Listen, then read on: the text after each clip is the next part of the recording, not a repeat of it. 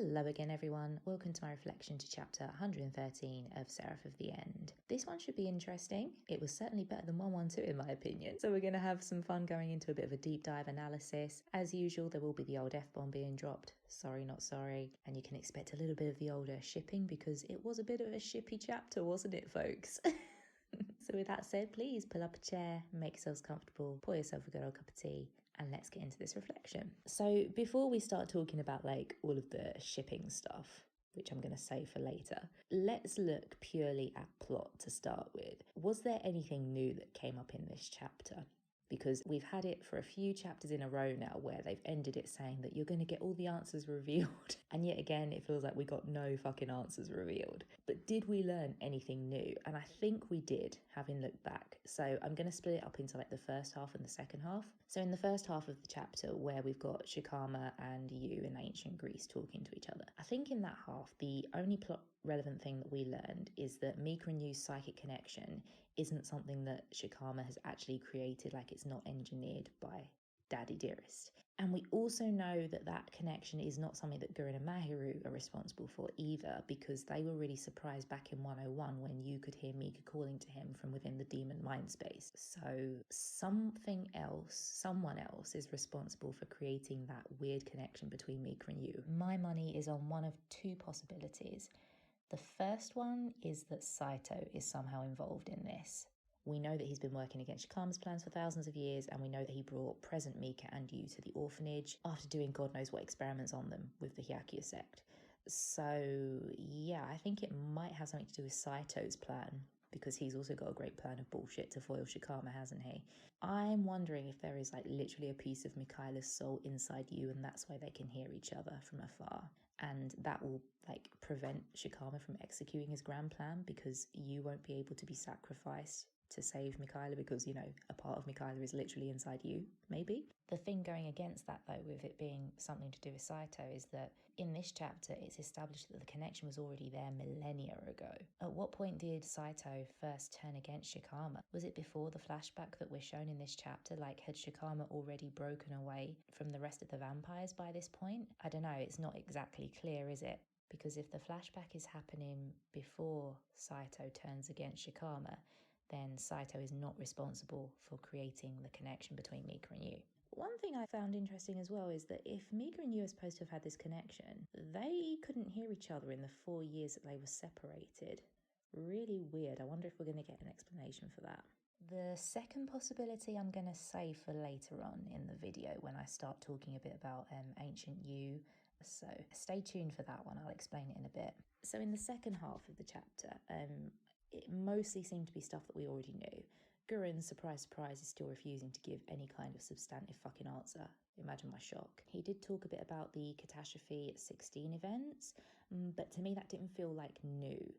We did get the detail of the number of coffins that were already laid out for this spell to work, which was 7. There might be also a link to like the sinful keys here, because I think Guren has 3 sinful keys at the moment, and we know that the sinful keys are part of his plan to get this whole thing to work. And it seems like you have to kill somebody that is holding a seraph inside them in order to get a sinful key out of them. If he currently has 3, who else could make up the 7? Like, if we're going with this magic number 7, who else could make up the 7? Guren deliberately recruited Yoichi, Kimizuki, and Yu as part of his squad. And these 3 guys are black demon users, which means they've been subject to experimentation. So my money is on those 3. And the extra person I'm going to say is Mika. If Guren offs those 4, does he then have enough keys to make this resurrection happen? I don't know, maybe he has to kill Shikama with all 7 keys or something as like the sacrifice. Oh, and on the topic of sacrifices and this grand plan of bullshit, we have had the discussion of price in this chapter. It didn't go anywhere, but at least the topic has been raised again. You know, what is this resurrection of the world going to cost in order to work? People have been quite right in saying that stupidly massive price suggests that it's more than just one character. So a lot of us are really fearful for Mika because, you know, Mika always is the one that fucking dies. But it's probably not just Mika. Some people have been saying that it could be the entire world, which would be interesting because I'm pretty sure that for Shikama's plan to work, this chapter sort of implies that he needs all of humanity to die. So it'd be interesting if Guren's plan requires the same thing, like all of the people in the entire world have to die to then reset the world. Or it could be like our main characters all need to die, maybe. Who knows? Who knows? There's still a lot of questions here. And as usual, we don't have the answers. We don't have the answers, so have fun theorising in the comments, guys. Is Shikama a saint? Is my next question. So a lot of people after this chapter, including myself, were pleasantly surprised by Shikama's attitude towards Yu in this chapter, which on its surface seems very kind of benevolent and caring. He gives Yu the good old head pat that we know Yu loves his head pats. He sort of speaks nicely to Yu. He treats him with a level of sort of understanding. He engages with him about like the fairy tales and so on. But that doesn't mean that Shikama is a saint here. We shouldn't forget that Shikama is still using Yu. He is using Yu as a sacrifice. Like that whole beginning section of the chapter always is reminding you that there's a bigger plan here, and it's reminding you that what you're seeing is only a tiny snapshot. Shikama's sinister little smile when Yu asks what a sacrifice is, like that's there for a reason, and we shouldn't get carried away by thinking that Shikama is doing all of this for his precious son Mikayuu. No, like this is still the character that murdered thousands of children to attain his ultimate goal. And this is still the guy that back in chapter 70 something put Yu through that horrible seraph training and ultimately ended up killing Yu, if I'm not mistaken, and force feeding his blood to Ashra. Angel Daddy is not a good guy. I'm sorry, he's just not. But what I would say is that he probably does offer Yu some level of stability in his life, and we see that in this chapter, that our current Yu has never really had. Our current Yu has suffered for many, many years with grief, with betrayal. Our current Yu has been through a lot of stuff, and these past Yu seem to have known like a period of peace before being horribly killed, and then obviously the idea is that they then forget about that and a new one is born, so they don't have to endure the trauma as the years go by like our current Yu does. Which brings me on to my next section really, which is comparing and contrasting ancient Yu and current Yu. It's not going to be like a full-on character analysis of Yu because quite frankly I will be here all day and I'll probably end up in the insane asylum by the end of it because Yu as a character is just all over the place. So I'm going to do my best to kind of pick out the key bits here. Current Yu has a very deep fear of being alone, and that leads him to selfish and also self-destructive behaviour. The fear of being alone seems to stem from the orphan's death and obviously his earlier rejection from his birth parents. I'm going to use birth parents in quotes because who the fuck knows what those parents really were if Yu's some kind of experiment. Anyway, the parents were also very cruel towards Yu, so he was traumatised from that, and then obviously he lost his found family in the orphans later on. So now he's obsessed with recreating that family and keeping hold of them at all costs. And that is particularly true for Mika. After 112, I actually began to sort of look at some of their scenes together again and check Yu's earlier lines from this more selfish perspective, because I ended up after 112 questioning a lot about Yu's character. So I looked again at the blood drinking reunion scene in 36 and 37. So when I first read it, and I think also when other people saw it, I think we all found it very touching. It's still touching, don't get me wrong. There's obviously a very deep care from Yu towards Mika in that scene. But I think there's also a darker undertone now that I look back at it. So Yu explicitly says in that chapter to Mika, do this for me. The focus is very much on himself. And Mika outright says to him, you want me to become a monster to satisfy your own ego. So how much of Yu's actions in that scene are really about saving Mika from dying, and how much of it is about Yu saving himself from the pain of Mika dying? Because those two things are not the same. You also see it again in 90 when Yu is watching Mika die again, and he screams out that he doesn't want to be alone. Not like this, not again. And as Mika's dying, he becomes suicidal. So again, the focus is on Yu and his inability to cope being alone. We also see him call Mika my Mika at the end of 101. In a way, it's kind of cute. My Mika, romantic as hell. But my Mika also has a very possessive tone to it. Like, I want to keep hold of you. I want to keep you close. I don't want to let you go. It feels a bit like that. And it sort of ties into this whole thing about Yu wanting to keep hold of all these family members that he's collecting. He's also said that he doesn't care about the world and he wants to save the orphans, no matter the cost. And he very much makes questionable choices on who to trust just because they're part of the family. He doesn't seem to want to lose those people by cutting them out, even though those same family members might be a threat to his own life and threaten the lives of other people that he cares about. No prizes for guessing who I'm talking about here.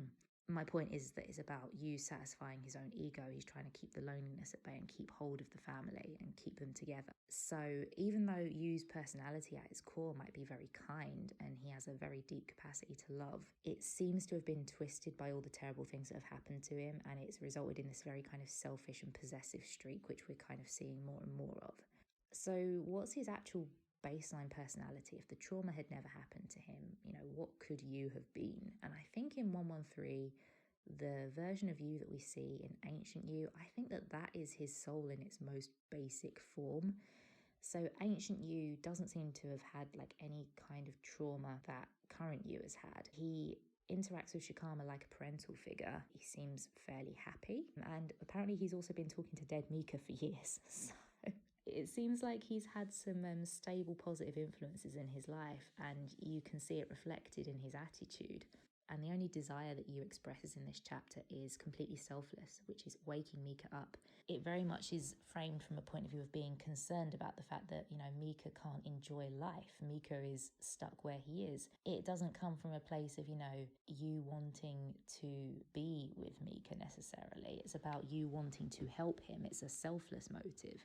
And Yu says this knowing that it's kind of like his purpose, his job to wake Mika up. It's like he doesn't expect anything in return. That's how it comes across to me. So if you contrast the attitude of Ancient Yu to current Yu, they are very, very different. They both have that core kindness about them, obviously. But present Yu wants to resurrect humanity and turn Mika human no matter the cost, because Yu wants to be reunited with his family. It's a very selfish goal that current Yu has. So that puts Yu's past desires waking Mika up and current Yu's desires, and also even like their personalities, in conflict with each other. And I find that really interesting, because if current Yu doesn't remember his past, imagine how it will be when he actually reawakens those memories. It seems like we're almost being set up that he's going to have to choose between Shikama and Guren's plans, because like I say, his personality and the goals that have been expressed seem completely opposed from his past and present self. Really interesting stuff. Okay, we need to talk about Ancient Yu in general. There is something strange about this child, and I don't think I've ever really talked about it. So I think what everyone notices when they look at ancient Greece Yu is the eyes. Like, the eyes have no light in them. Eyes are like the windows to the soul, right? So I think some people have been saying that maybe ancient Yu doesn't have a soul, and that was kind of the road that I was going down as well, like that his soul is like incomplete or something. But in the last day I've had another thought. I'm just throwing stuff at the wall and seeing what sticks. So you can see that Ancient Yu, he seems to function fine. He is capable of speech. He asks questions to Shikama Doji. He seems like he has a soul. He's not just a lifeless corpse like Mikayuu is, laying in a coffin, which is what you'd expect if the kid had no life inside him, So why are his eyes like that? The only other time that you see those kind of eyes is when someone is under like mind control. You see them like when they're like in a zombie state. So maybe it's not really about Ancient Yu not having a soul. Maybe it's more that his soul is like there, but it's blank and impressionable, and he doesn't have free will. So he's like a zombie that is being mind controlled by Shikama Doji almost. You notice that he never disobeys Shikama in ancient Greece. He's always like very inquisitive and he asks questions, but he's never defiant. And it's only when current Yu challenges Shikama in like 70 something where Shikama's like, oh, you were meant to be just another empty vessel. What's happening here? So it suggests that the current Yu, somewhere along the way, has learned the ability to maybe be defiant towards dear old daddy. And it all comes back to this whole thing about being pissed off at your father figure and trying to overthrow them, doesn't it? We've seen that theme in Seraph many times. I'm wondering if the ancient Yu didn't have that kind of free will, and how did he develop free will in the current timeline, which is where, in the current timeline, his eyes are clear, he's got the spark in them. And this is where I went properly down the rabbit hole, so I'm inviting you all to join me. We know that seraphs have the power to tether your soul to your body even after your body dies. We saw that when you took the 3 pills earlier on in the series, and he somehow, remained tethered. So if Shikama's plan is that, you just keep killing off all these clones and you keep getting a brand new blank soul, happy days, and therefore Yu remains easily controllable and will go along with Shikama Doji's plan. What if there was a seraph tethering Yu's blank, impressionable soul through all of those iterations? So every time he dies, he actually learns a little bit more and he becomes a little bit closer to being fully human with free will. And then the question becomes, well then, who was doing the tethering? And I'm thinking maybe ancient Mika, being a seraph, maybe like protected Yu's soul for all those tens of thousands of years. So every time Shikama Doji killed him off, or Noya killed him off, instead of him becoming a completely blank slate, he retained that tiny bit of experience from the previous cycle. And you kind of get a hint of that when you look at the other versions of the Yus that we've seen. One of the ancient Yus doesn't know what a secret is. Ashura has to explain it to him. But then in the one that we've just seen in 113, he already knows what a secret is. So it's like he's learned a tiny bit of information somewhere along the way. And Shikama Doji is surprised by that. Oh, you have secrets now? Since when did that happen? So maybe if it is ancient Mika and his seraph powers that have been keeping Yu's soul grounded this entire time, maybe that is why the two of them have this special connection and they have this psychic link. I know that people might question, well, hang on, Yu's seraphs are inside him and they're like separate to Mika. Surely it was those seraphs that protected him when he took the pills. But to that I would say, what if Mika is king of the seraphs? We know he is the king. So what if Mika has actually got some kind of control over the seraphs within Yu? Just putting it out there.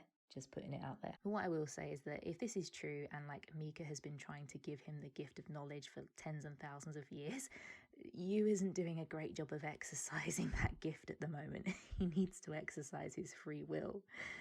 He really does. He needs to come out from under the boot of both Guren and Shikama Doji and make his own choices. If that's the point of his arc, it needs to happen like yesterday. Come on, Yu. I will never stop believing in this boy. I will never stop, even if he disappoints me.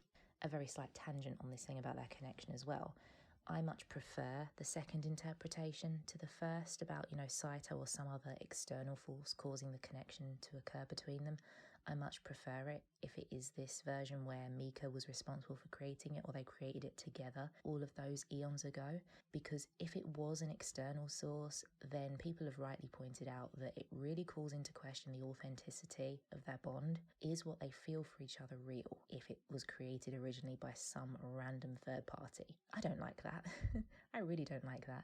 And I've said before that there were elements of Mika and Yu's bond which I didn't feel was very authentic, namely the fact that Mika was a vampire and could not feel anything for anybody else, and that made him dependent on Yu, and I said I didn't like that. But in fairness, I thought about it a bit more, and then I thought, well, actually, the evidence suggests that Mika's feelings for Yu ran very deep even before he was turned.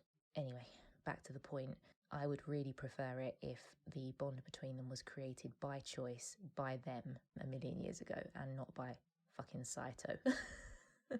So I was thinking, why is Mika not responding to his dear old daddy?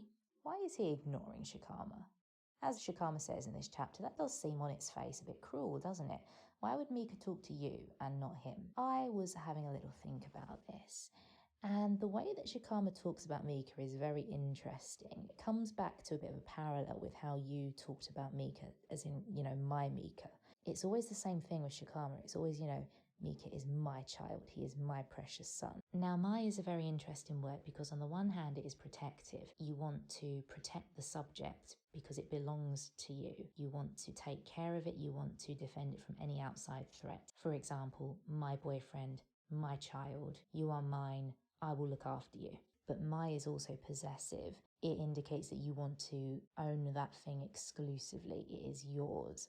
And that can actually, although be protective, it can also be toxic because you can end up not sharing that thing with the rest of the world. You can end up not respecting the wishes of the object that you desire. So you see it in abusive romantic relationships, where one person is extremely jealous of other people that might steal away your lover because they belong to you, very common trope. But also with overprotective parents as well.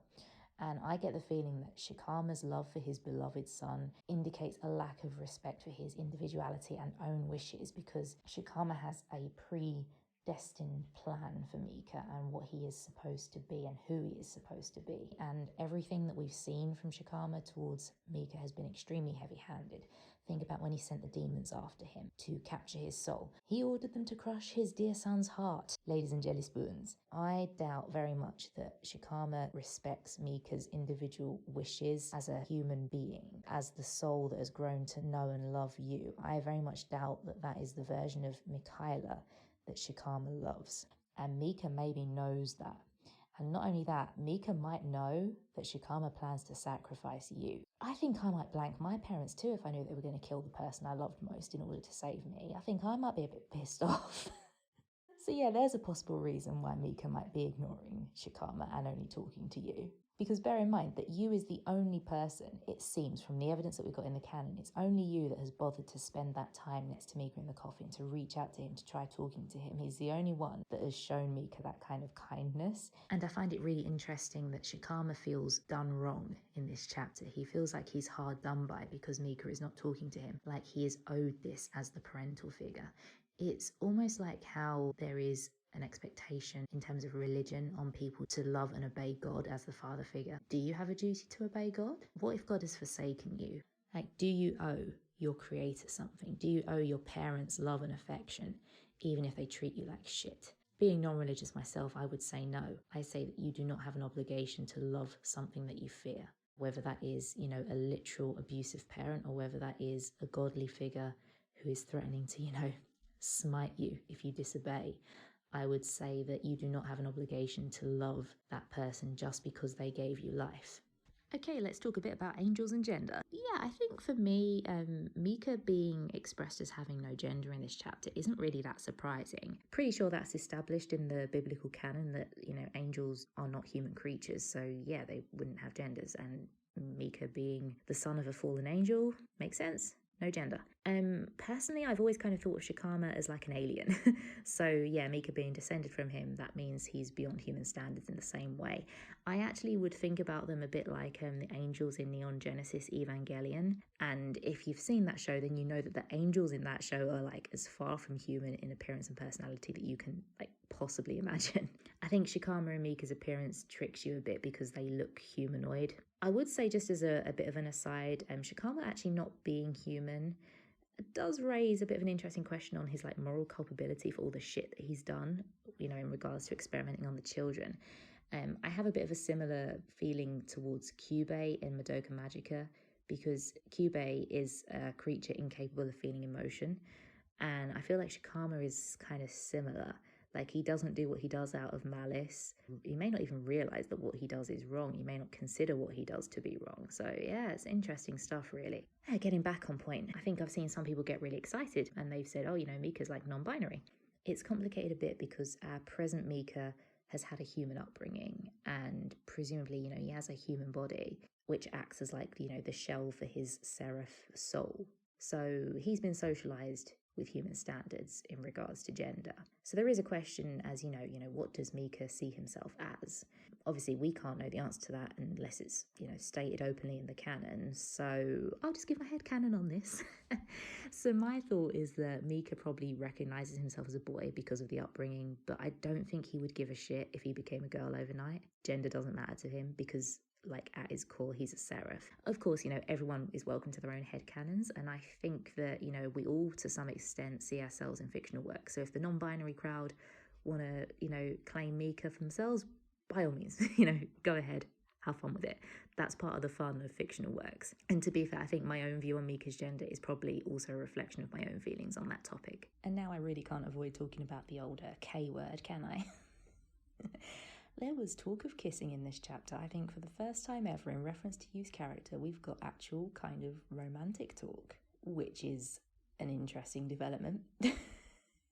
I mean, yes, we've always had kind of, hints and so on beforehand, and in my view, quite strong hints. But this is the first time where you can't really sidestep this. Why exactly does Ancient Yu want to kiss Ancient Mika? Why does Ancient Yu call Mika pretty? Not to mention that this whole thing about the kiss is framed in the context of princes and princesses and gender and love between humans. AKA, we're talking about true love's kiss. Do I really need to say any more?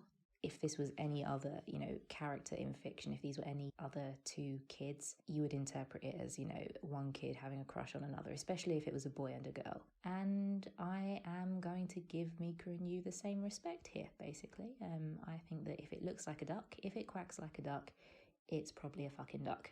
To me, this is confirmation that Ancient Yu had a crush on Ancient Mika. And now the real question is this all foreshadowing? Because this did not need to be in this chapter. There were plenty of other ways that we could have talked about, Ancient Yu wanting to save Mika in some way. You didn't have to put the prince and princess allegory in there. You didn't have to do that. So yeah, we are all hoping that this will come up in the far, far, far future. Probably when Seraph is at its ending point. That's when we'll get the kiss. I said this before, Kagami wouldn't actually make them explicitly canon so they don't turn off the last few readers who don't like them together. He's going to do it right at the very end. Oh, and there's one more very important thing that I would just like to point out for the benefit of all the shippers out there. Mika and Yu can physically touch each other in the real world. There's something I did not know until this chapter. That little shoulder pat definitely has a sound effect on it, guys. That is not just, you waving at thin air. Mika is physically there in that truck, which is really interesting. And actually it makes more sense that maybe Yu doesn't consider Mika dead. Imagine that the person that you love was killed before your eyes, but then they physically come back. They're just sat next to you on the chair and you can physically touch them. Nothing really seems that different about them. I can kind of now understand a bit more if Yu doesn't think Mika is dead and therefore what Guren did doesn't matter, maybe. I can kind of understand it a bit more. I don't agree with it. The slicing Mika in half thing is still not fucking okay. It's still not okay at all. But I can understand how it wouldn't have the same impact on Yu as it would if, he could no longer be with Mika in the same way. If Mika was just an apparition, like a ghost, he would put his hand straight through Mika. That's a bit different. Because now it's almost like Mika's form might have changed, but he's basically the same as a vampire. Yeah, he's not human, but as a demon, it's not like he's suddenly lost that physical form anymore. And well, if they can touch each other, I'll leave the rest for you guys to fill in the blanks on that. But it has potential, shall we say. It has potential. Okay, so that was my reflection on chapter 113 of Seraph of the End. I hope you guys enjoyed. I certainly did. If you did, please hit the like button, comment and subscribe. You can also connect with me on social media, links in the description below, and you can also support me on Patreon if you feel so inclined. And with that, guys, please take care of yourselves. I'll see you in the next one. Bye-bye.